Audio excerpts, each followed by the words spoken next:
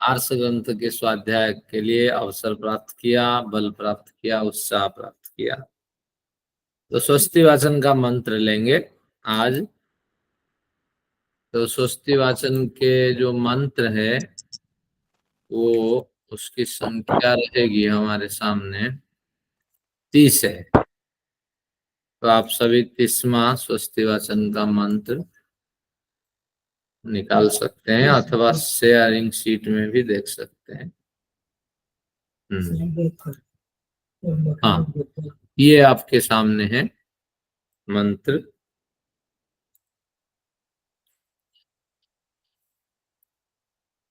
इसी बहाने में एक मंत्र का तो हम स्पष्टीकरण करते हैं। ये बड़ा सौभाग्य है हमारे लिए। हमारे मित्र लोग भी आते रहते हैं। आचार्य जी गा के बताइए, सामवेद करें। चलिए सरल रूप से गाते हैं, आखिर में गाएंगे। ओ त्वमग्ने यज्ञानां होता विश्वे सांहितः देवेभिर्मानुषे जने।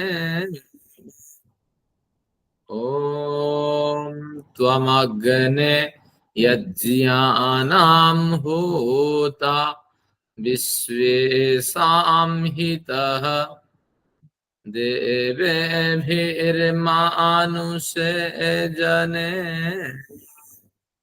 ॐ शान्तिः शान्तिः शान्तिः।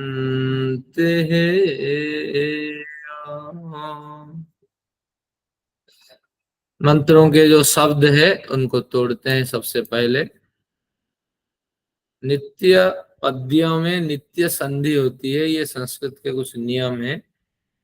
तो अब संधियों से युक्त ये शब्द है हमारे सामने, इनको तोड़ेंगे तभी अर्थ बनेगा। त्वमग्ने को तोड़ दीजिए, 2 टुकड़े हो जाएंगे। त्वमग्ने, यज्ञा नाम में बिंदी थी संधि के कारण, अर्थ करते वक्त ये म हो जाएगा नीचे हलंत वाला। होता में कोई संधि नहीं।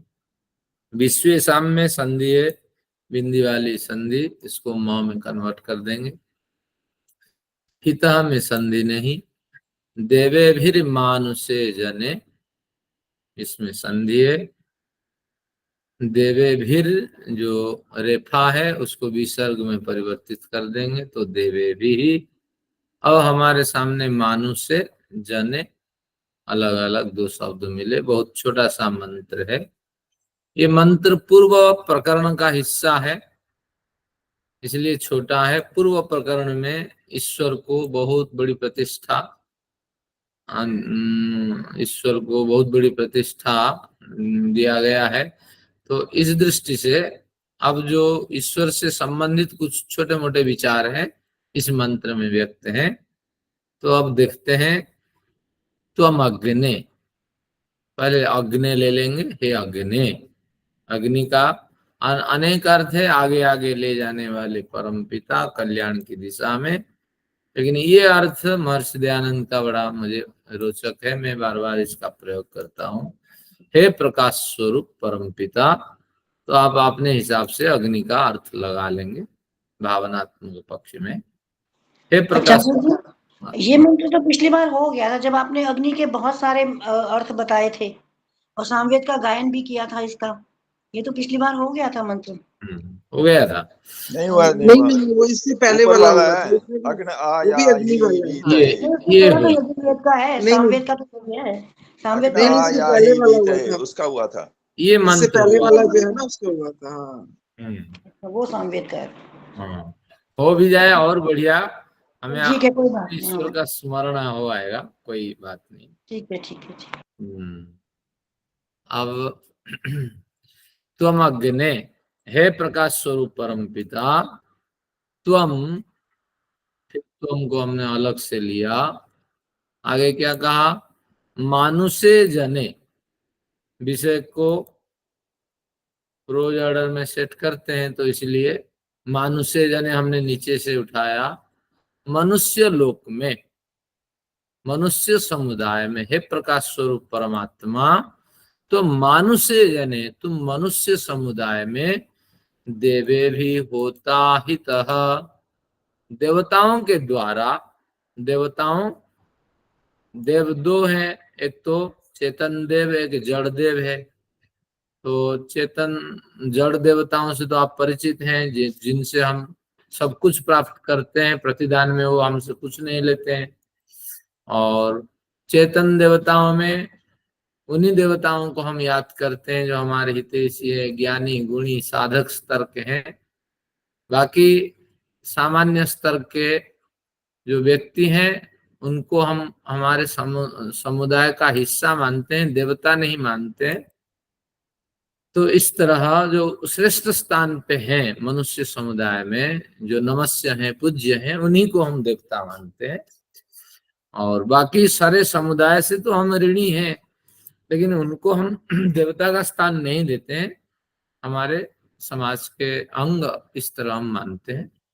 तो अब देखते हैं कि हे अग्ने, मनुष्य लोक में, मनुष्य समुदाय में मननशील प्राणी यहाँ निवास करते हैं, तो वहां आपको देवे भी होता ही, देवताओं के द्वारा होता के रूप में नियुक्त किया गया है। देवताओं द्वारा, जड़ देवताओं, चेतन देवताओं द्वारा आपको मनुष्य समुदाय के होता, समुदाय में होता के रूप में स्थापित किया गया हो, स्थापित किया गया, या आपको होता के रूप में नियुक्त किया गया है। यानी सभी जो दिव्य शक्ति से संपन्न हैं, ज्ञानी, गुणी, साधक लोग हैं, वे आपको मनुष्य समुदाय में होता यानी यज्ञ कर्म के निष्पादक, समस्त शुभ कर्मों के निष्पादक के रूप में आपको सभी ने सम्मान दिया है। निष्पादक के रूप में आपको सभी ने उच्च पद पे बैठाया है। तो हमारे जितने आदर्श व्यक्ति हैं, हम तो अध्ययनशील हैं, लेकिन ये अध्ययन की परंपरा का जो वाहक हैं, निश्चित रूप से हमसे श्रेष्ठ हैं, उत्कृष्ट हैं। ऐसी जो दिव्य शक्तियां हैं, उन सब ने आपको होता के रूप में स्वीकार किया है, और मनुष्य लोक में आप समस्त शुभ कर्मों के संपादक हो। यानी ईश्वर निमित्त कारण बन करके समस्त शुभ कर्मों का संपादन करते हैं। ईश्वर कोई कार्य नहीं करते, लेकिन निमित्त कारण बन करके हमारे कर्मों के ईश्वर हमारे द्वारा या मनुष्य समुदाय द्वारा समस्त श्रेष्ठ और शुभ कार्यों को कराते हैं। वेदों में अनेक स्थल मिलेगा कि हे ईश्वर, आप संपूर्ण सृष्टि को बनाने वाले हो, हे ईश्वर, आप मुझे जन्म देने वाले हो, आप इस सृष्टि के प्रमुख कारण हो, इस तरह कुछ मिलेगा। इन सभी स्थल में निमित्त कारण आप जोड़ते जाना। ईश्वर निमित्त कारण है, सृष्टि को ईश्वर अपने से नहीं बनाता, निमित्त कारण बन करके प्रकृति से बनाता है। तो सभी दिव्य शक्तियों के द्वारा आपको होता के रूप में इसी संसार में स्थापित किया गया है, या आप स्थापित होते हो, स्थापित हुए हो, कुछ भी आप प्रयोग कर लें, तो निमित्त कारण बन करके समस्त यज्ञ कर्मों के, शुभ और श्रेष्ठ कर्मों के संपादक हो। आगे बचा विश्वेशाम यज्ञानाम, ये दो शब्द बचा। तो विश्वेशाम यज्ञानाम, समस्त देव पूजा, संगतिकरण और दान रूपी श्रेष्ठ और शुभ कर्मों में, विश्वेशाम यज्ञानाम, समस्त श्रेष्ठ और शुभ कर्मों में आपको होता के रूप में देवताओं ने मनुष्य लोक में स्थापित किया है। जब जब समस्या आएगी, जब जब प्रदूषण होगा, जब जब विकृत स्थितियां होगी, तो आप समस्त श्रेष्ठ और शुभ कर्मों के निष्पादक सिद्ध होंगे। निमित्त कारण बन करके मनुष्यों को आधार बनाकर आप समस्त श्रेष्ठ और शुभ कार्य के संपादन करेंगे। तो इस तरह इस मंत्र का अर्थ है। एक बार फिर नजर घुमाइए। हे प्रकाश रूपी परम पिता, इस मनुष्य समुदाय में देवताओं ने, ज्ञानी, गुणी, संतों, महात्माओं ने, आदर्श व्यक्तियों ने समस्त यज्ञों के निष्पादक होता के रूप में समस्त श्रेष्ठ और शुभ कर्मों के संपादक के रूप में आपको स्थापित किया है।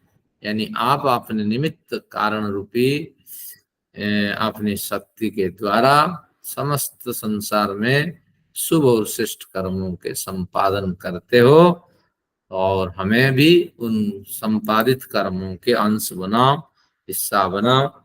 हम आपसे जुड़ करके आपकी प्रेरणा से विविध कल्याण और मंगलमय कार्य कर सकें, ऐसी कृपा हमारे ऊपर बनाई रखें।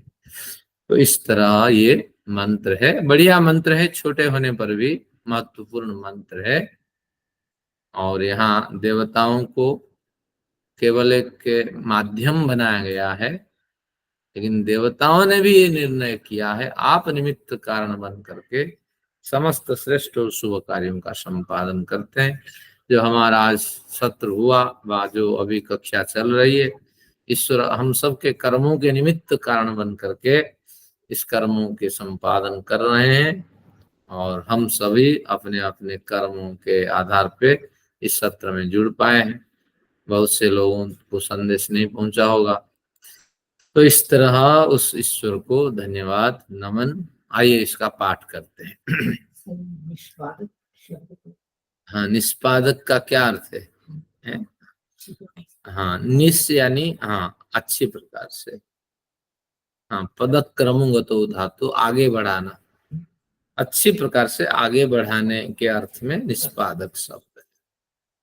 जो पाद शब्द पदक क्रमगतो धातु है, यानी आगे बढ़ने के अर्थ में पाद शब्द का प्रयोग, आगे बढ़, भली भांति आगे बढ़ाने वाले हो। चलिए इसका पाठ करते हैं।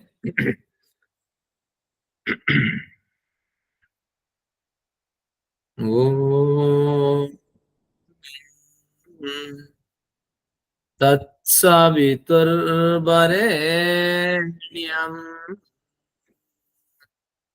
भर्गो देवस्य धीमहि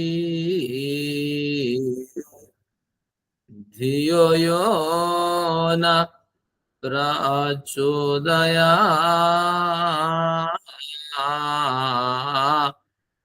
औहो वाहि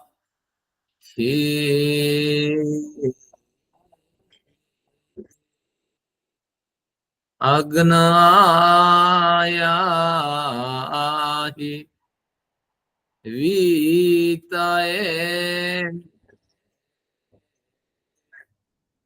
गृणानोः अव्यदातो यायि। औहो वाहि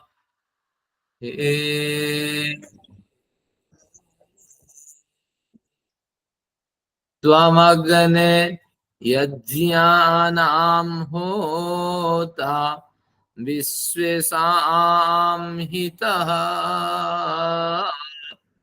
देवेभिर्मानुषे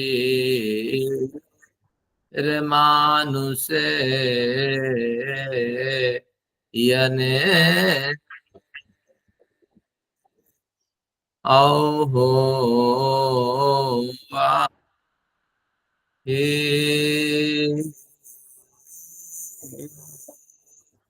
सन्नो देवीरभिष्टया आपो भवन्तु पीतये संयोरभिस्रवन्तु नः। औहो वाहि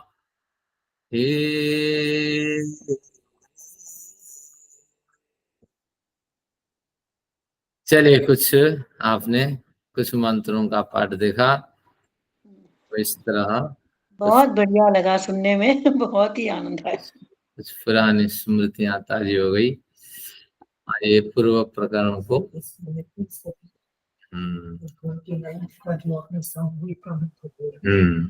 बताइए। धन्यवाद आचार्य जी, बहुत बहुत धन्यवाद। चलिए धन्यवाद। अब न्याय दर्शन के पूर्व प्रकरण को स्पर्श करते हैं। थोड़ा विस्मरण हो गया है आप सबको, मैंने भी स्वाध्याय कर लिया, कठिनाई कुछ नहीं है। अब देखते हैं, ये आज का विषय है आपके लिए। अब मैं कल का पिछले का विषय दिखाता हूँ। अनुराधा जी ने 14-15 का काव्य श्रृंखला क्रम बना करके डाल दिया है। अब 16-17 को स्मरण करते हैं। 14-15 एक बार फिर बता देता हूँ। इसमें 14-15 के प्रकरण में संशय सम जाति, संशय समा जाति का प्रकरण था। ये पूर्व प्रकरण बताया साहब अभी 5-1-14 का। इसमें जाति एकम नित्यम अनेकानुगतम सामान्यम नाम जाति। जाति किसे कहते हैं? जब सामूहिक कथन हो जिन जिन प्राणियों का, जिन जिन स्थानों का, तो एक सामूहिक कथन ता प्रत्यय लगा करके या त्व प्रत्यय लगा करके हम करते हैं। तो ऐसी स्थिति में उन्होंने कहा कि ये जो जाति है ये तो अनुभव में आती है, अनुभव में आती है, यानी भले ही हम उसको छू नहीं सकते, भारतीयता को हम छू ना सकें, लेकिन मन में अंतःकरण में भारतीयता का तो एक चित्र उभरता ही है। तो इसलिए अगर उभरता है, अंतःकरण भी तो एक इंद्रियां है, 2 ही करण है, बाह्यकरण अंतःकरण। तो इसलिए गोत्व कहें, अश्वत्व कहें, भारतीयत्व कहें, या गोता अश्वता भारतीयता कुछ भी कहें, ये सब जाति हैं, ये इंद्रियों से गृहीत होती हैं। तो इसी तरह घटपट आदि जो पदार्थ हैं ये भी इंद्रियों से गृहीत होते हैं। तो घटादि पदार्थ प्रयत्नों के बाद बनते हैं और गोत्व अश्वत्व आदि बिना प्रयत्न से भी बन जाते हैं। तो घटपट आदि पदार्थ को हम अनित्य मानते हैं और जाति को हम नित्य मानते हैं। देखिए परिभाषा इसकी, ये तर्क संग्रह की परिभाषा। अब क्या है? एकम नित्यम अनेकानुगतम सामान्यम। जाति नित्य होती है, यानी व्यक्ति की मृत्यु होती है लेकिन जाति मरती नहीं है। जाति आखिर में नष्ट होती होती, कई प्रजातियां नष्ट हो जाती हैं, लेकिन आखिर में ईश्वर के सानिध्य में ये स्थित होती है। फिर अगली सृष्टि में जाति फिर प्रकट होती है, या अनुकूल स्थिति आने पर फिर ईश्वर के माध्यम से जाति को प्रकट किया जाता है। तो इस तरह जाति नित्य है। तो नित्य पदार्थ आंखों से या इंद्रियों से जाना जाता है, तो अनित्य पदार्थ भी इंद्रियों से आंखों से जाना जाता है। तो इन दोनों में फिर क्या भेद रहा? नित्य पदार्थ अनित्य पदार्थ बराबर हो गए। तो इसलिए संशय समा, संशय उत्पन्न हुआ कि आपकी परिभाषा में त्रुटि है। आप जो एक मान लीजिए कि घटपट आदि पदार्थ नित्य है, या ये भी मान ले कि जाति आदि जो पदार्थ जिसे नित्य कहते हैं वे सब अनित्य हैं घट आदि पदार्थों के समान। इस तरह इन्होंने इसको दिया था। फिर ये पंचावयव आदि को हमने पढ़ा था, सब आप पढ़ रखे थे। फिर 15 में उसका समाधान किया कि आपको केवल उसके सामान्य धर्म ही दिखाई पड़ते हैं, विशेष धर्म आपको दिखाई नहीं पड़ते हैं। तो इसलिए ये आपकी चालाकी है। आप विशेष धर्म की जब समालोचना करेंगे तो निश्चित रूप से नित्य पदार्थ में विलक्षण गुण होते हैं और वे विलक्षण गुण दिखाई पड़ेंगे। मान लीजिए जाति है, जाति में विलक्षण गुण है। क्या जाति में विलक्षण गुण है? कि जो आपके अनित्य पदार्थ घट है, एक व्यक्ति के द्वारा गृहीत होता है और एक घट का घड़ा का संकेत करता है, लेकिन यहाँ अनेक व्यक्तियों को संकेत करने वाली जाति होती है और एक शब्द के कथन से संसार के, सृष्टि के समस्त पदार्थों का ग्रहण हो जाता है। तो इस तरह ढूंढा जाए तो जाति में भी अनेक विशेषताएं मिल सकती हैं। तो ये विशेष गुणों को, सामान्य गुणों को देख करके, तुलना करके आपको बोलना चाहिए था, लेकिन आपने सामान्य गुणों को देखा और बोल दिया। इसलिए आपने चालाकी की है। हमारा जो स्थापित पक्ष है शब्द अनित्य वाला पक्ष, उसको आपने जाति के प्रयोग करके खंडित करने का प्रयत्न किया। तो इस तरह हमने ये 15वें प्रकरण में पढ़ा था। काव्य श्रृंखला भी हम सब ने पढ़ी अब प्रकरण समा जाति जो पूर्व कक्षा का विषय था, तो इसमें कहा कि दोनों नित्य और अनित्य पक्ष समान धर्मों के किसी भी प्रकरण को सिद्ध किए बिना अपने अपने पक्ष को सिद्ध करने से प्रकरण समा जाति का कथन किया जाता है। 16 नंबर सूत्र निकालिए, वो कहता है उभय साधर्म्यात्, यानी 611 नंबर 11 है, हाँ 611 नंबर में कहा कि उभय साधर्म्यात्, दोनों पक्ष समान धर्म से युक्त होंगे। कोई भी पक्ष आप स्थापित करेंगे, कोई ना कोई हेतु तो देंगे ना, उदाहरण भी देंगे, तो हेतु उदाहरण आपका पक्ष है।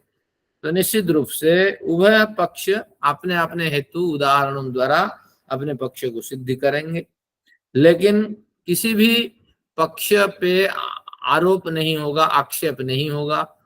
हर एक व्यक्ति अपना पक्ष स्थापित करता हुआ चला जाएगा, और जब जिसकी बारी आएगी पिछले पक्ष को गुमराह कर देने की कोशिश रहेगी।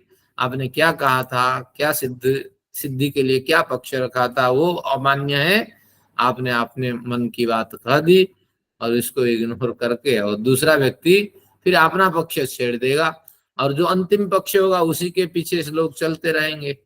पहले जो स्थापित पक्ष है उसको सब भूल जाएंगे। किसने कहा लाल किला देखने में बहुत बढ़िया है, एक व्यक्ति वहां से निकलेगा तो वो कहेगा अरे मैंने तो आगरा का दर्शन करके आया था, क्या बढ़िया बना है, लेकिन ये लाल किला की चर्चा ही नहीं होगी, बस आगरा आगरा की चर्चा होगी।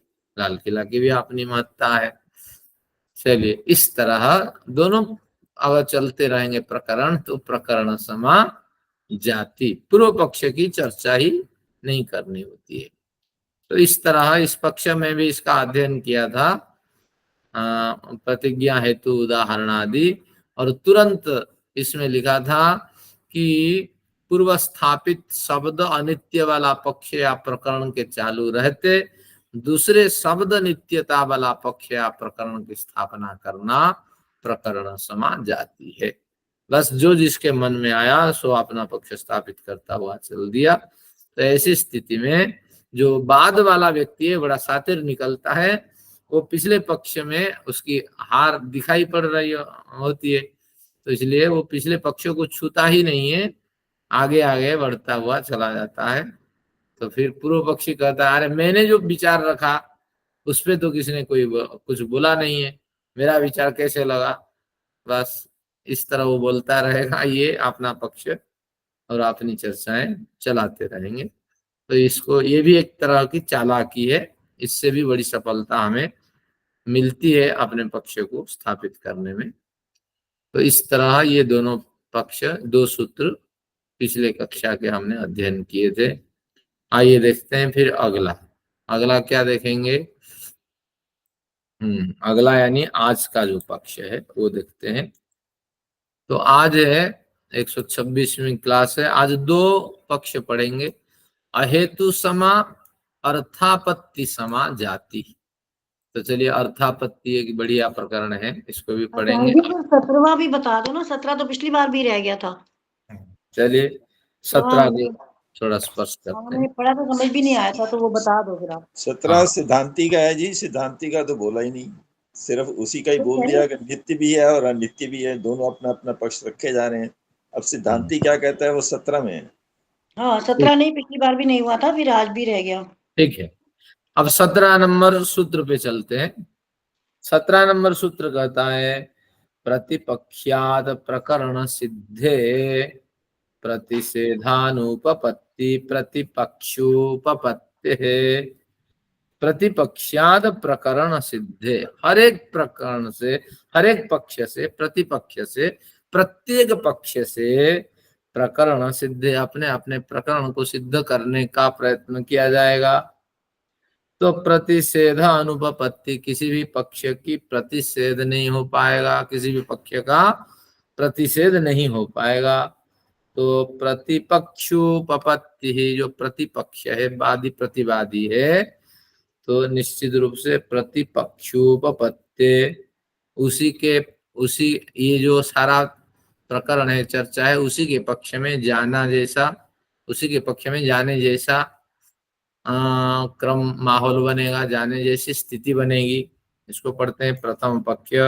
सिद्धांति का द्वारा स्थापित प्रकरण से संशय की सिद्धि हो जाने पर उस पक्ष का निषेध प्रतिवादी नहीं कर सकता।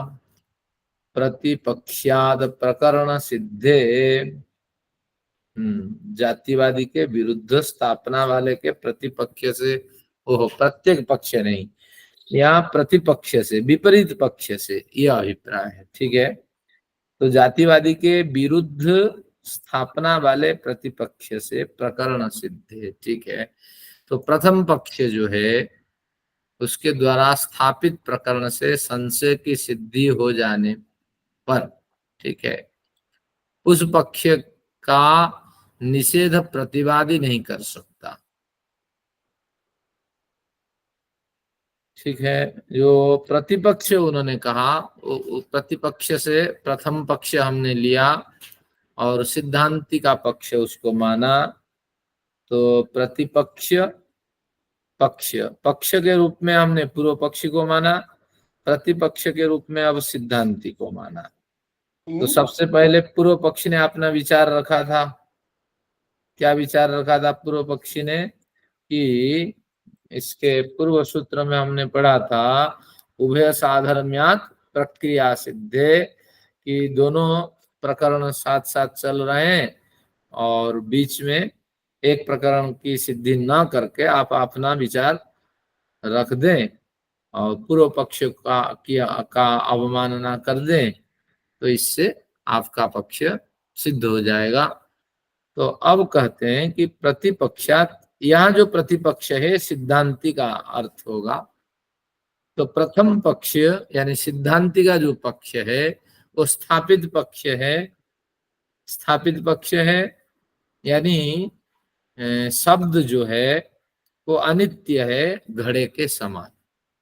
तो जब इस प्रथम पक्ष, प्रतिपक्ष, सिद्धांति का पक्ष, ये कुछ टेक्निकल शब्द है प्रतिपक्ष, नहीं तो प्रतिपक्ष का मैंने पहले अर्थ किया था प्रत्येक पक्ष, लेकिन यहाँ टेक्निकल अर्थ चलना पड़ेगा।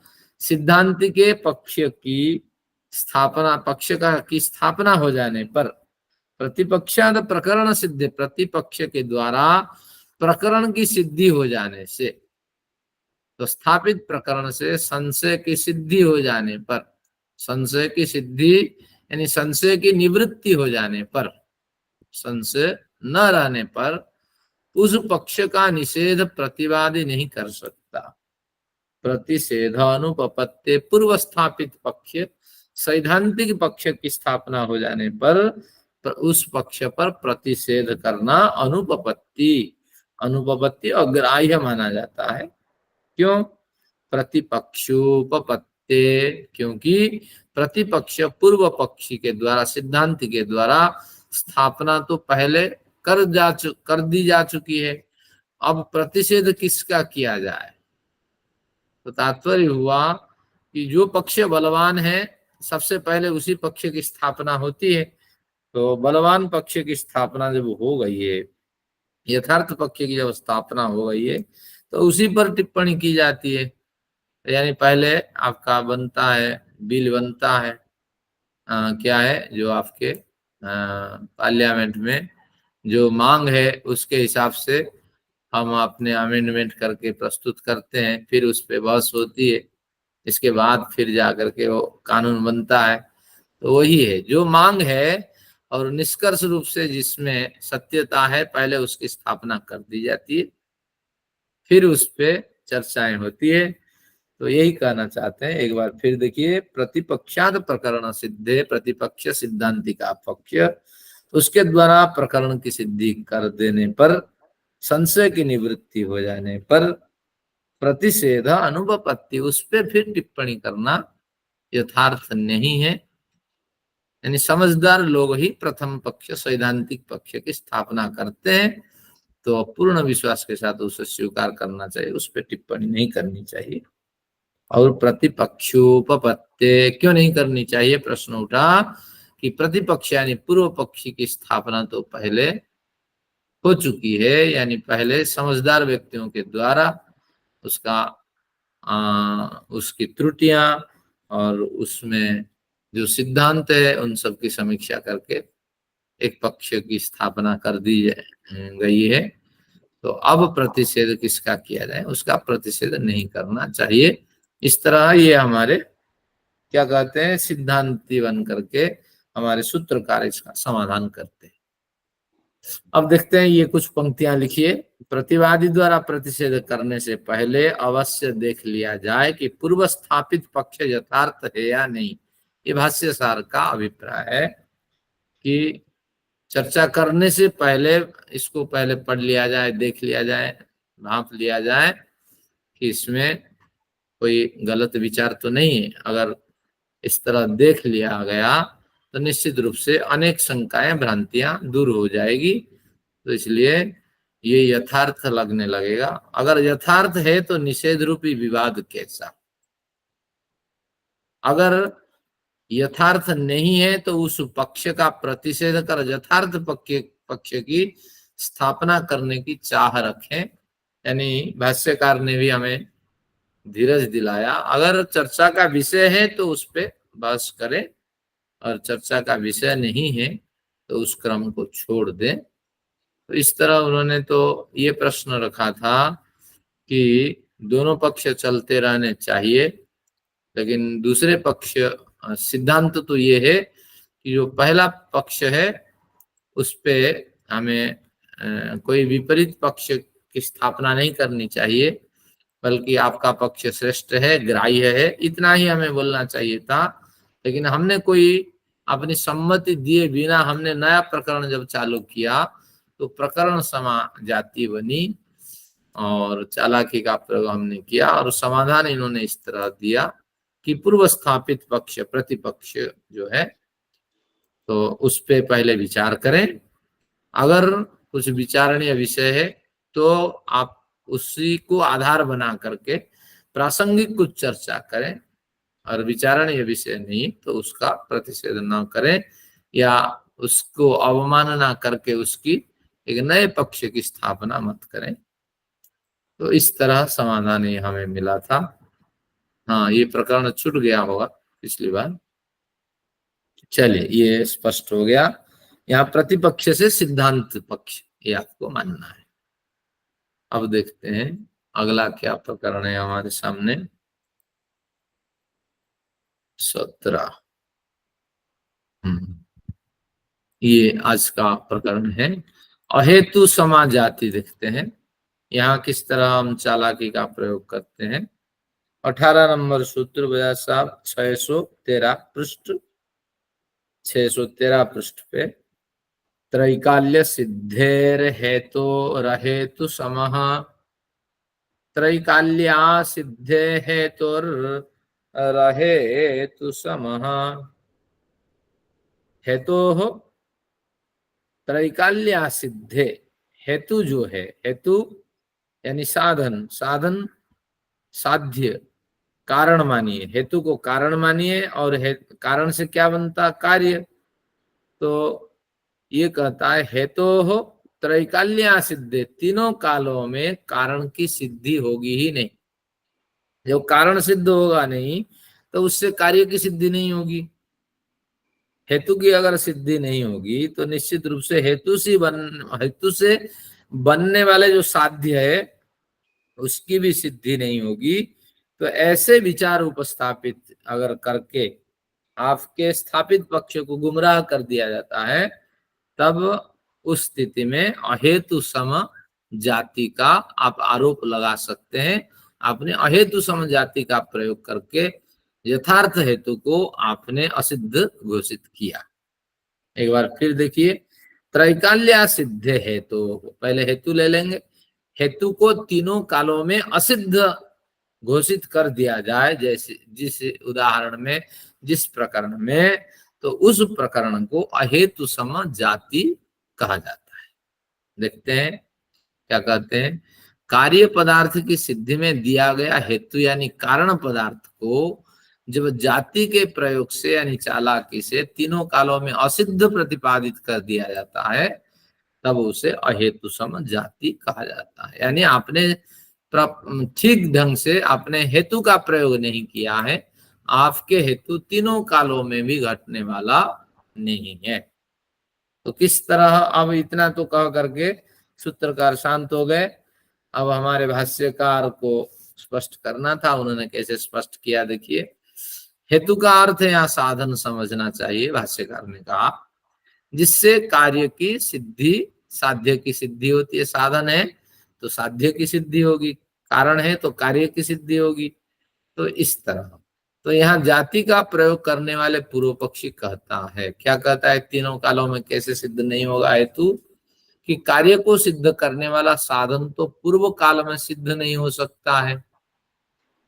अगर कार्य को सिद्ध करने वाला साधन पूर्व काल में सिद्ध नहीं हो सकता, यानी कार्य अभी बन रहा है और उससे पूर्व काल में कारण विद्यमान है। अगर यह पक्ष आप माने, बहुत पहले कारण विद्यमान था, उससे कार्य का निर्माण हुआ। अगर इस पक्ष को माने, कहते हैं ये पक्ष सिद्ध नहीं होगा। क्यों नहीं होगा? पहले रॉ मटेरियल थे और उससे घड़े बने, ऐसा अगर पक्ष लेते हैं तो वो सिद्ध नहीं होगा। क्यों नहीं होगा? जब कोई साध्य पूर्व काल में था ही नहीं, तब यह साधन किसे सिद्ध किया होगा? ये साधन क्यों थे? प्रश्न उठा करके भाष्य करके अपने विचार, सूत्रकार के विचार प्रौढ़ होते हैं, भाष्यकार किस तरह लिपाई पुताई करते हैं। फिर भी भाष्यकार ने बढ़िया तर्क लगाया कि अगर पूछा जाए उस कारण से, भैया तुम किस लिए हो? ना मैं घड़ा बनाने के लिए हूं। तो जरूरी थोड़ी है वही घड़ा बनाने के लिए वही पदार्थ उपयोग में आने वाले हैं। तो निश्चित रूप से ऐसा हम नहीं कह सकते। आज का जो घड़ा बन रहा है, उसके पीछे वर्षों से जो रॉ मटेरियल पड़े थे, वे ही मटेरियल ही उपयोग हुए, ये बात नहीं है। बहुत से मटेरियल हम फेंक दिए, हमें जो पसंद लगा उन्हीं मटेरियल को हमने लिए। तो इस तरह कुछ उन्होंने लिपाई पुताई करके अपना पक्ष रखा, यानी कार्य सिद्धि से पहले कारण का विद्यमान होना यथार्थ नहीं है। इस तरह उन्होंने एक पक्ष रखा, क्योंकि हम अपने पसंद से कारण को ढूंढते हैं और घड़ा का निर्माण करते हैं। और आप कहेंगे वही कारण विद्यमान थे। उसी कारण से पूछा जाए भैया किस लिए हो? घड़ा बनाने के लिए। पता ही नहीं जब घड़ा किस काल में बनेगा या न बनेगा, घड़ा को खुद ही पता नहीं है, बनाने वाले को पता नहीं है, और तुम कैसे दावे करोगे कि फलाने घड़ा फलाने संवत में मुझे बनाना है? तो इस तरह उन्होंने अपना पक्ष रख करके इसको काट दिया।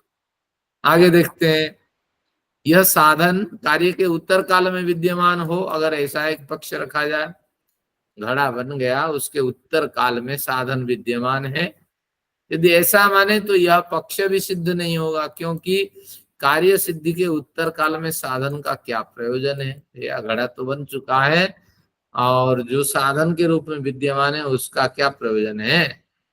घड़ा बन के पक चुका है, तो इसलिए उत्तर काल में होना असंभव है। तीनों कालों की बात है। अब देखते हैं, यह साधन कार्य सिद्धि के समकालिक पक्ष में भी सिद्ध नहीं हो सकता। जिस समय कार्य बन रहा है उसी समय ये साधन विद्यमान होकर के कार्य में सहायता कर रहा हो, ऐसा भी पक्ष हमें ग्राह्य नहीं है, क्योंकि दोनों का अस्तित्व समकाल में होने से यह विवाद होने लगेगा कि कौन साध्य है और कौन साधन है। क्योंकि अभी साध्य बन रहा है, अब साध्य बन रहा है, साध्य का अपना अस्तित्व बना ही नहीं है, तो साध्य से पहले तो साधन अपने अस्तित्व में विद्यमान है, तो जो अस्तित्व में विद्यमान है उसको क्यों न साध्य माने? जो बन रहा है अनस्तित्व मान है, जिसमें अस्तित्व अभी आया नहीं है, उसको क्यों हम साध्य माने? तो इस तरह ये विवाद उठ के खड़ा होगा। इस तरह एक प्रकरण हमने पढ़ा था बहुत पहले, तो बस तीनों कालों में असिद्ध है, कार्य कारण असिद्ध है। आगे पिछले अध्याय में पढ़े थे ये प्रकरण, तो उसी को फिर सूत्रकार ने इसको दोहरा दिया। कोई मजेदार जुक्ति नहीं है इसमें। फिर भी हमने पढ़ा कार्य के पूर्व में असिद्ध, कारण का होना उत्तर काल में असिद्ध है और समकाल होने से विवाद है। तो अतः ऐसी स्थिति में कार्य की सिद्धि में साधन का महत्व न दिखाई पड़ने से पूर्व पक्षी द्वारा अहेतु समजाति का प्रयोग कर दिया जाता है, ऐसा समझना चाहिए। तो ऐसे एक जबरदस्त आरोप किसी प्रकरण के बीच में आप लगा करके थोड़ी देर जो न्याय करता है उनको क्या कर सकते हैं, इधर उधर की दिशा में घुमा सकते हैं। तो इस तरह हमें एक संकेत मिला। तो 5-6-19 में एक सिद्धांति कुछ विचार देते हैं इस संदर्भ में। देखते हैं 19 नंबर सूत्र, न हेतु तो हेतुतः साध्य सिद्धे त्रैकाल्या सिद्धि, न हेतुतः साध्य सिद्धे त्रैकाल्या सिद्धि। त्रैकाल्या सिद्धि इसके अंदर अ है, तो तीनों कालों में असिद्धि न, तीनों कालों में हम असिद्धि नहीं मान सकते साधनों की, क्योंकि साधन से ही साध्य की सिद्धि होती है।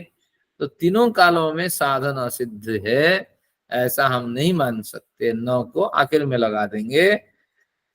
हेतुतः साध्य सिद्ध है, हेतु से ही साधन से ही साध्य की सिद्धि होती है। हेतु से ही साध्य की सिद्धि होती है, ये सृष्टि का नियम है।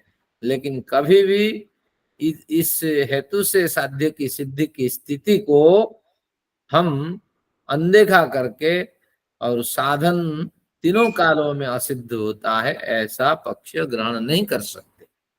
तो न त्रैकाल्या सिद्धि नहीं हो सकता, तीनों कालों में साधनों की असिद्धि नहीं हो सकती। क्यों? हेतुतः साध्य सिद्धे, हेतु से ही उसकी सिद्धि हो जाती है साध्य की। अब देखते हैं, नहीं, न का यानी नहीं, आपका कथन ठीक नहीं। क्यों?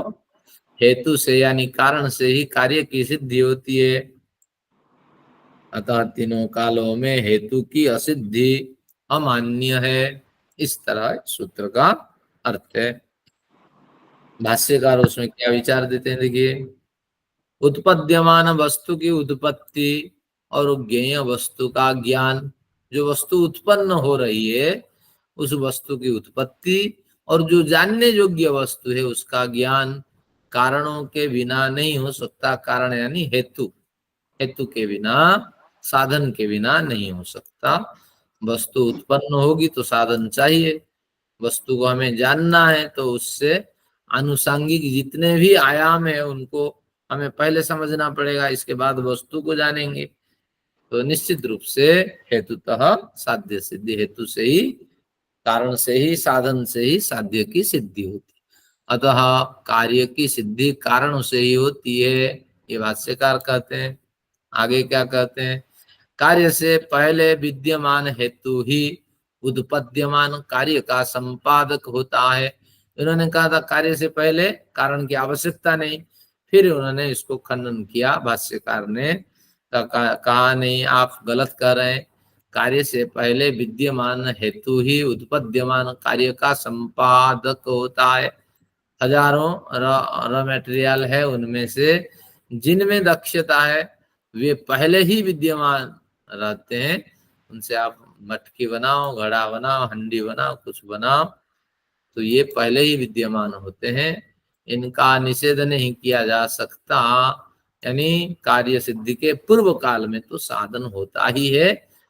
ये एक पक्ष उन्होंने खंडित कर दिया। अब बचा दो पक्ष, कार्य के बाद में साधन होते हैं या कार्य के समकाल में जो साधन होते हैं उनका क्या उपयोग है। हेतु पूर्वक ही कार्य की सिद्धि होती है। हेतु पहले अगर है तो कार्य की सिद्धि होगी। इसी का रिपीटेशन है जो द्वितीय बिंदु में हमने कहा था, जब भी कार्य होगी हेतु पूर्वक होगी, यानी पहले हेतु होगा उसके बाद कार्य की सिद्धि होगी। तो कार्य के समकालिक या उत्तरकालिक साधन कार्य सिद्ध कार्य के प्रतिपादक होते हैं, सूचक होते हैं, निषेधक नहीं। तीनों कालों का निषेध किया था, फिर उन्होंने इसका समाधान दिया। समकाल में अगर हैं, क्यों है साधन? क्योंकि समकाल में उनकी आवश्यकता है। कुछ मिट्टी भी वो साथ रखता है जिसके प्रयोजन से वो घड़े को बनाता है, कुंभ का मिट्टी का लेप लगाता है। तो इसलिए समकाल में भी वे मिट्टी बन रहे कार्य के ही प्रतिपादक होती है। ऐसा नहीं कि समकाल में इसका महत्व नहीं, समकाल में ही वो मिट्टी बोल रही होती है मैं तो बन रहे घड़े का ही साधन हूं। और उत्तर काल में भी कार्य सिद्धि के प्रतिपादक होते हैं कि देखो मेरे ही अंश से इस घड़े का निर्माण हुआ, लेकिन मैं इसमें लगा नहीं, लेकिन मेरा ही अंश इसमें लगा। तो इस तरह वे मिट्टी बोल रही होती हैं। निश्चित रूप से वे मिट्टी कहते हैं कि ये घड़ा मेरे जातीय मृत पदार्थों से बना है। तो इसलिए उत्तर काल में भी साधन की आवश्यकता है, मध्य काल में भी साधन की आवश्यकता है, और पूर्व काल में साधन की तो आवश्यकता होती ही है। लेकिन इस तरह जो कहा तीनों कालों में साधन नहीं चाहिए, ये जो कहा ये जाति का प्रयोग करके उन्होंने हमें भ्रमित किया था। तो इस तरह ये हमें 19 नंबर सूत्र में बताया कि कारण के बिना कार्य की उत्पत्ति होगी नहीं, और उसका उपसंहार कर दिया 5:1-21 में 20 में प्रतिषेध अनुपपत्ते। आपने जो प्रतिषेध किया, खंडन किया, अनुपपत्ते, अनुपपत्ति यानी यथार्थ नहीं है। उपपत्ति का मतलब समझ, अनुपपत्ति ना समझ, यथार्थ कथन नहीं है, ना समझ से कथन है। प्रतिषेधव्य अप्रतिषेध, जिसे आप प्रतिषेध करना चाहते थे, किसे प्रतिषेध करना चाहते थे कि कारण पूर्वक कार्य की उत्पत्ति नहीं होती है, कारण पूर्वक कार्य की उत्पत्ति नहीं होती, इसको आप खंडन करना चाहते थे। घड़ा जो है बिना कारण के कारण पूर्वक घड़ा नहीं बनता, जो आप कहना चाहते थे ये आपका प्रतिषेधव्य, प्रतिषेधव्य प्रतिषेधन, प्रतिषेध यानी खंडन करने का योग्य जो पक्ष है आपके समक्ष, तो वो पक्ष अप्रतिषेध, वो पक्ष ज्यों का त्यों बिना खंडन के आपके सामने खड़ा है। यानी आपने प्रतिषेधव्य पक्ष का खंडन नहीं कर पाया, और आपका प्रतिषेध, आपके प्रतिषेध के जो आयाम आपने रखे थे अनुपपत्ति, इन सब की अनुपपत्ति हुई। ना समझ सा कथन हुआ, ना समझ सी आपकी क्या हुई, ना आपकी उक्ति सिद्ध हुई। निश्चित रूप से प्रतिषेधव्य पक्ष ज्यों का त्यों अप्रतिषेध अखंडित बना रहा। तो आपको अब समझना चाहिए कारण पूर्वक कार्य की उत्पत्ति होती है। तो तीनों कालों में किया गया हेतु का खंडन, खंडन रूप प्रतिषेध स्वयं ही असिद्ध ठहरता है, क्योंकि तीनों कालों की बात कही दे और तीनों कालों की बात खंडित हो गई, तो स्वयं ही आपकी पक्ष ही तीनों कालों में सिद्ध नहीं होने वाला रहा। आपका खंडन किसी भी काल का पुष्टि नहीं कर पाया। अतः प्रतिषेध किया जा रहा हमारा जो सिद्धांत पक्ष है, प्रतिषेधव्य जो पक्ष है वह अप्रतिसिद्ध है। अप्रतिसिद्ध यानी प्रतिषेध यानी खंडन, अप्रतिषेध अखंडित रहा, निर्विवाद रूप से सिद्ध हुआ। और क्या सिद्ध हुआ, कारण पूर्वक कार्य उत्पत्ति होती है, कार्य की उत्पत्ति कारण पूर्वक है। तो इस तरह हल्का फुल्का ये तीनों सूत्रों का हमने आज भी अध्ययन कर लिया। अब 2 सूत्र पढ़ते हैं, और उससे अनुराधा जी को 3 और पहले 2 सूत्र 5 और आगे आ रहा है 2 7। इस तरह मशक्कत करनी पड़ेगी। ये जो छुट्टी हुई ना आचार्य जी, इनमें सूत्रों में हम देख रहे हैं हाँ, तो दो नेगेटिव यूज करके उसको पॉजिटिव बनाएंगे। तो हाँ, ये गणित शास्त्र का नियम है ना। Two negatives make a positive. हाँ, इस तरह ये इसको न्याय का खाली न्याय में ही देख रहा हूँ, और दूसरे शास्त्रों नहीं, में सभी शास्त्रों में है। नहीं, औरों में भी आया था, औरों में भी था। हाँ जी, 2 नेगेटिव थे, औरों में भी आया था। एक ही सूत्र में 2 नेगेटिव। ये कार्य मैं नहीं कर सकता ऐसे आप कह नहीं सकते। हम भी तो लोक में प्रयोग करते हैं, इस कार्य को मैं नहीं कर सकता ऐसा आप कह नहीं सकते। यानी अवश्य कर सकता हूँ। कर सकता हूँ मैं। ये लोक में बड़ा प्रसिद्ध है। चलिए, इसी से तो मैथ्स बना होगा, गणित बने होंगे। आगे देखते। हाँ हाँ, प्रतिषेध खंडन, अप्रतिषेध अखंडित, खंडन के योग्य नहीं हो रहा। अब पढ़ते हैं 5:21 में क्या पढ़ा? अर्थापत्ति, क्योंकि दो ही प्रकरण आज पढ़ना था। एक प्रकरण अहेतु समाजाति, इसका खंडन हो गया। अर्थापत्ति, कई बार अर्थापत्ति से भी हमें दूसरों को गुमराह करना होता है, भ्रमित करना होता है। जैसे तीनों कालों में पढ़ते हैं। अर्थापत्ति क्या है? अब रहा 20 नंबर सूत्र, 20 हो गया, 21 नंबर सूत्र। 21वां करना है। हाँ, 21वां। आचार्य जी, अर्थापत्ति हमने कहीं और भी पढ़ा था। हाँ, अर्थापत्ति अनुपलब्धि, ये न्याय दर्शन का विषय है। प्रमाण, जो 8 प्रमाण है उनके संदर्भ में पढ़ा था भाष्यकार ने। एक अर्थ है तो उसका दूसरा अर्थ भी हो सकता है। अर्थ हो सकता है, बिल्कुल ऐसा ही हमने भाष्यकार के द्वारा पढ़ा था, सूत्रकार ने कुछ नहीं बताया था। भाष्यकार में पढ़ा था, वर्षा के कनेक्शन में कुछ पढ़ा था कि अगर हाँ, ऐसा है तो ये अर्थ है, और अगर वो ऐसा कुछ नहीं है तो ये भी अर्थ हो सकता है। बिल्कुल, वृष्टि के संदर्भ में। चलिए, अर्थापत्ति तो सिंपल अर्थ क्या होता है अर्थापत्ति का?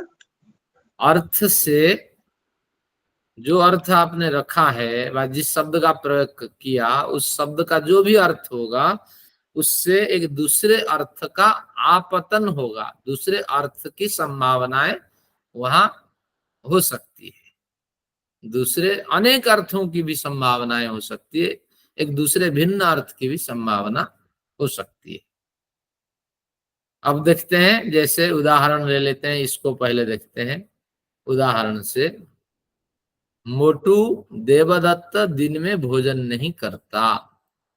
बस किसी ने इस तरह एक वाक्य बनाया, मोटू देवदत्त दिन में भोजन नहीं कर सकता। लेकिन बिना भोजन के मोटापन का होना असंभव है। पेरेंटियल जीन होने पर भी वो धीरे धीरे सिकुड़ जाना है। कुछ भी हो तो भोजन तो जा ही रहा है, लेकिन यहाँ दिन में भोजन नहीं करता तो आप रुचि से कह देंगे ये खूब खाना खाता है रात में। जरूर ये रात में खाना खाता होगा, इतना खाता है कि दिन भर भी ये मोटापा से युक्त रहता है। इस तरह अर्थ हम निकाल करके अपना प्रयोजन सिद्ध करते हैं। तो बस सभी बच्चे खड़े हो जाओ। बस बच्चे खड़े हो जाएंगे, बच्चियां नहीं खड़ी होंगी। टीचर पूछेगा अरे क्यों नहीं खड़ी, आप हो रही है ना, आपने तो कहा सभी बच्चे खड़े हो जाइए, तो बच्चियां आपने थोड़ी कहा। तो इस तरह विनोदपरक अर्थ निकाला जाता है अर्थापत्ति से, और कहीं कहीं अर्थापत्ति से सिद्धांत को भी भ्रमित कर दिया जाता है। तो देखते हैं। वो जो नव कंबल वाला था वो भी इसी में उदाहरण आ जाएगा। हाँ, नव कम्बलम, यही मेरी है, याददाश्त बहुत तेज है। बिल्कुल, नव कम्बलम माणवकम। इसी में आएगा वो उदाहरण। मैं ऊपर जा रहा हूँ बच्चों को पढ़ाने के। मोटू की जगह मैं ये उदाहरण लूंगी। नव कम्बलम माणवकम आनय। नव कम्बल लेना है या नया? क्या खाती रहती हैं आप?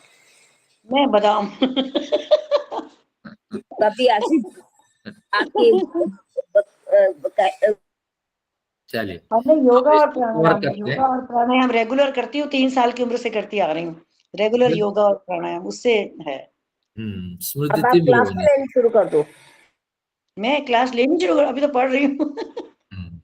अब देखते हैं 5:21 पे, अर्थापत्तितः प्रतिपक्ष सिद्धे अर्थापत्ति समः। अर्थापत्ति से प्रतिपक्ष यानी विरुद्ध पक्ष की सिद्धि हम कर देंगे। जो पक्ष स्थापित पक्ष है उसके विपरीत पक्ष एक नया अर्थ निकाल करके, उसी से संबंधित एक नया अर्थ निकाल करके विरुद्ध पक्ष की सिद्धि कर देंगे। तो अगर ऐसी सिद्धि हो तो अर्थापत्ति समा जातीय कहलाएगी। एक बार सूत्र देखिए, अर्थापत्तितः, अर्थापत्ति से प्रतिपक्ष सिद्धे, जो प्रतिवादी का पक्ष है उसके पक्ष, पहले वादी आपने सिद्धांत पक्ष रखा, प्रतिवादी उसके विपरीत पक्ष रखा, तो अर्थापत्ति से विपरीत पक्ष के विपरीत पक्ष को रख करके उसके सिद्ध कर दिए जाने से अर्थापत्ति सम जाति की स्थिति उत्पन्न होगी, वह अर्थापत्ति सम जाति उस स्थिति को हम कहेंगे। अर्थापत्ति से प्रतिपक्ष की सिद्धि होने से, प्रतिपक्ष विपरीत पक्ष की सिद्धि होने से अर्थापत्ति समा जाति कहलाती है।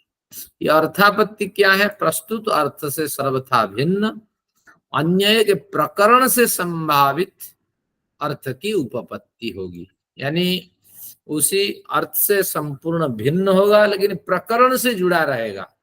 देखिए, मोटू देवदत्त भोजन नहीं करता, हमने कहां से लिया? उसी को तोड़ा, भोजन को तोड़ा, दिन में भोजन नहीं करता, दिन की जगह हमने रात्रि शब्द लगाया। लेकिन यहाँ जो प्रकरण रहेगा वो यहाँ जो चर्चाएं होगी उसमें विशेषता क्या है कि ये सारा तो अपना पक्ष अर्थापत्ति से रख देगा लेकिन प्रकरण को नहीं लेगा। जब प्रकरण नहीं लेगा तो आप भी मन में जो आए सो पक्ष रख देंगे, तो अर्थापत्ति थोड़ी मानी जाएगी। अर्थापत्ति तो प्रकरण से अगर संबंधित हो तब अर्थापत्ति होगी। बस यही त्रुटि इसमें दिखाई जाएगी। देखते हैं तो क्या हुआ, एक अर्थ के प्रतिपादित हो जाने पर उससे संबंधित और प्रकरण, उसके प्रकरण से जुड़ा दूसरा अर्थ जब उपस्थित होता है तो उस अर्थ से अपने पक्ष को सिद्ध करने का जो प्रयत्न किया जाता है उसको अर्थापत्ति समा जाति कहते हैं। देखिए, एक पक्ष बड़ा प्रसिद्ध है, आप सब जानते हैं, शब्द अनित्य है, प्रयत्नों से उत्पन्न होता है, और व्याप्ति जो वस्तु प्रयत्नों से उत्पन्न होती है वो नित्य होती है, जैसे घड़ा। बस ये हुआ, सिद्धांत ने अपना पक्ष रखा। अनित्य होती है, नित्य नहीं। हाँ है, हाँ अनित्य की बात है। शब्द अनित्य है, प्रयत्नों से उत्पन्न होता है, और जो प्रयत्न पूर्वक उत्पन्न होता है अनित्य होती है, जैसे घड़ा। अब देखते हैं, प्रस्तुत पक्ष के सहारे अर्थापत्ति का प्रयोग कर प्रतिवादी ने अपने विचार दिए। इस घड़े से संबंधित कोई मतलब ये अर्थापत्ति इसको बनाना चाहिए था, लेकिन उसने क्या बनाया? शब्द अनित्य है, अब अनित्य की जगह उन्होंने नित्य मान लिया। स्पर्श गुण धर्म वाला होने से जो पदार्थ स्पर्श गुण धर्म वाला होता है वो नित्य होता है, जैसे आकाश। जरा सोचिए, इस शब्दावली के साथ इस शब्दावली का क्या प्रकरण संबंध है? तुम अपना पक्ष रख रहे हो, ये अपना पक्ष रख रहा है। तो जैसे अभी प्रकरण समा जाति पढ़े, हर व्यक्ति अपना पक्ष रखता है, अपना प्रकरण शुरू करता है, तो ऐसा ही है। हम नित्य अनित्य मानते हैं, आप नित्य मानते हो, हम अपना तर्क देते हैं, आप अपना तर्क देते हो, तो यहाँ अर्थापत्ति कहाँ आई? तो अब कहते हैं, पूर्व पक्षी या प्रतिवादी का तर्क है, जो प्रतिवादी है वो क्या तर्क रखता है कि यदि शब्द की अनित्यता के साधक हैं प्रयत्न के पश्चात रूपी साधन में से घड़ा का उत्पन्न होना, तर्क रखता है। यहाँ क्या है कि शब्द अनित्य है। क्यों अनित्य है? क्योंकि घड़ा अनित्य है, प्रयत्नों से घड़ा का निर्माण होता है, शब्द भी प्रयत्नों से डंडे के सहारे उत्पन्न होता है। अगर शब्द अनित्य के पीछे प्रयत्न के पश्चात ही उत्पन्न होना अगर कारण माना जाए, तो ये कहता है कि हम भी अर्थापत्ति के बल पे ये कहते हैं शब्द नित्य है और उसके पीछे वजह जो है स्पर्शत्व रूपी साधर्म्य है। शब्द अनित्य है, उसमें साधन में क्या है? प्रयत्न के पश्चात उसका उत्पन्न होना। और यहाँ शब्द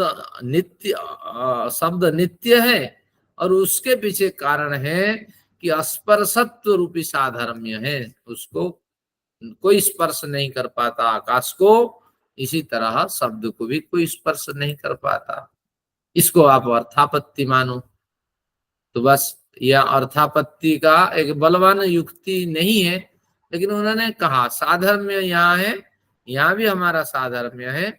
आपका साधर्म्य प्रयत्न के अनंतर उत्पन्न होना, हमारा साधर्म्य स्पर्श गुणों से रहित होना। तो बस इसी तरह आप भी अपना पक्ष रखो, हम भी अपना पक्ष रखते हैं। तो कहते हैं नहीं, ऐसे ही अर्थापत्ति नहीं होती है। अर्थात शब्द के अनित्यता के बीज है उसके प्रयत्नों के पश्चात उत्पन्न होना, उसी प्रकार शब्द के नित्यता होने का बीज है उसका अस्पर्शत्व रूपी गुणधर्म से युक्त होना। पश्चात उत्पन्न होना रूपी साधर्म्य के कारण शब्द अनित्यता पक्ष सिद्ध होते ही यह द्वितीय शब्द नित्यता पक्ष स्वयं अपने स्पर्श साधर्म्य से सिद्ध हो जाता है। बस वही बातें हैं जो मैंने पहले कहा। तो आपका जो साधर्म्य है उससे आपका पक्ष सिद्ध होता है, हमारे साधर्म्य से हमारा पक्ष सिद्ध होता है, यही अर्थापत्ति है। इसी सिद्धि प्रकार का नाम अर्थापत्ति है। ऐसे तो आचार्यों ने कहा मोटू देवदत्त भोजन नहीं करता दिन में, और इससे निकलता है मोटू देवदत्त रात्रि में जम करके भोजन करता है।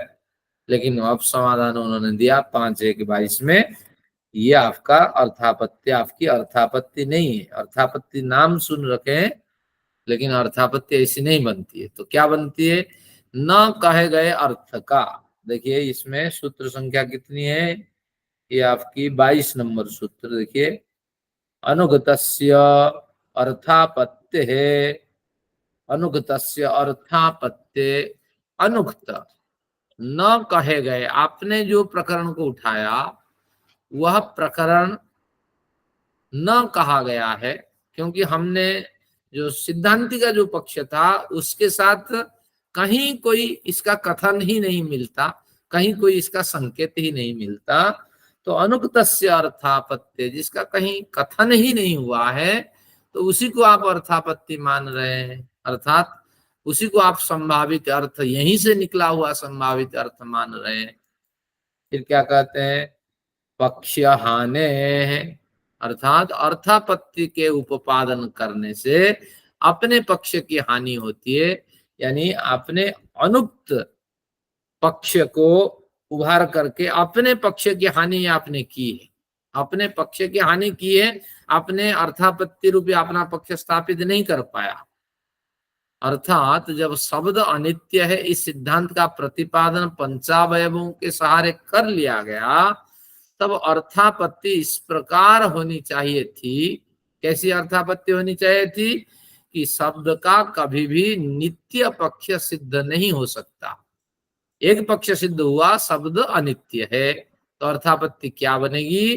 कि शब्द का कभी भी नित्यता पक्ष बन नहीं सकता, क्योंकि शब्द अनित्य होता है।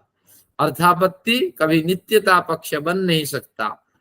इस तरह इसकी अर्थापत्ति होनी चाहिए थी, नित्य अनित्य से संबंधित।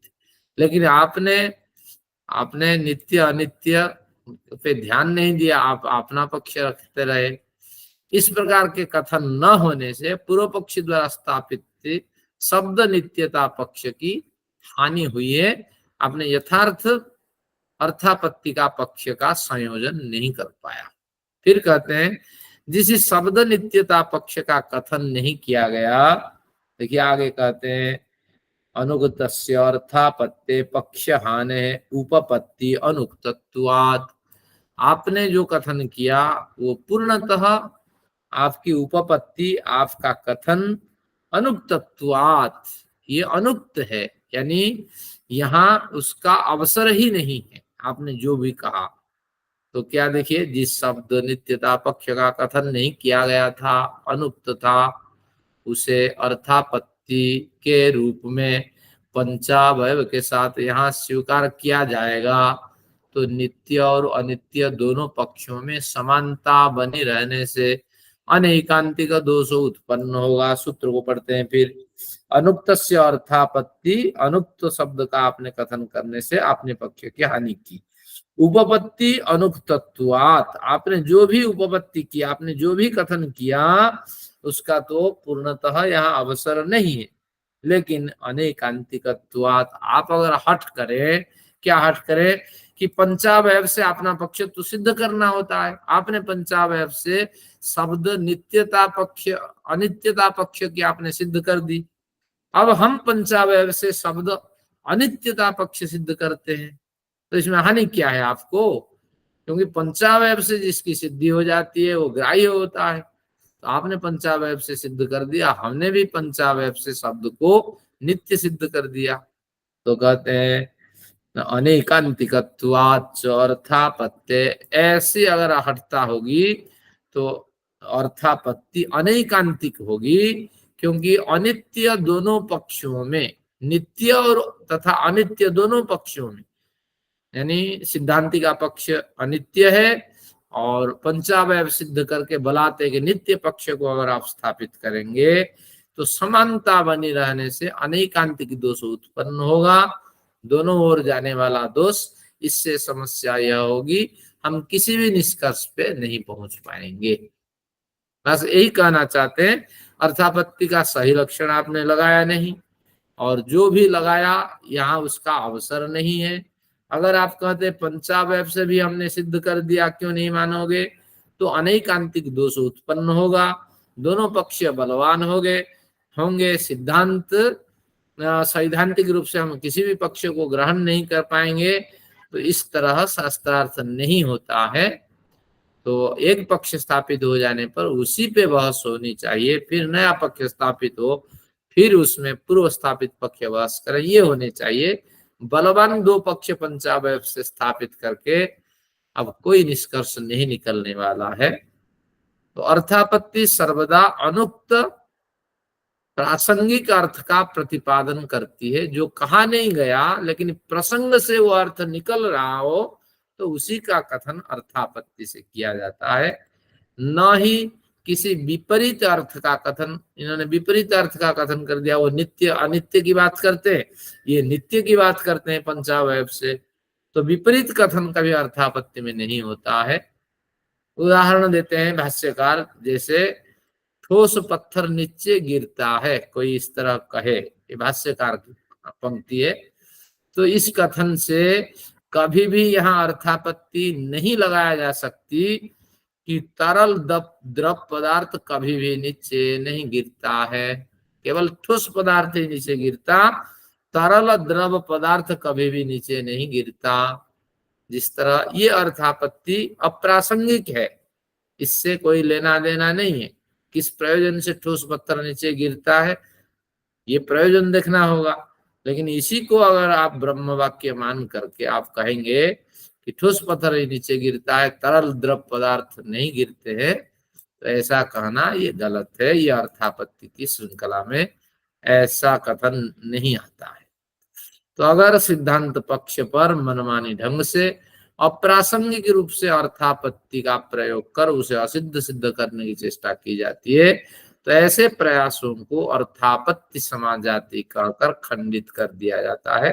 बस आपको संकेत करना होगा, आपने जाति का प्रयोग किया, जोर जबरदस्ती की, बलात् सिद्ध करने का प्रयत्न किया।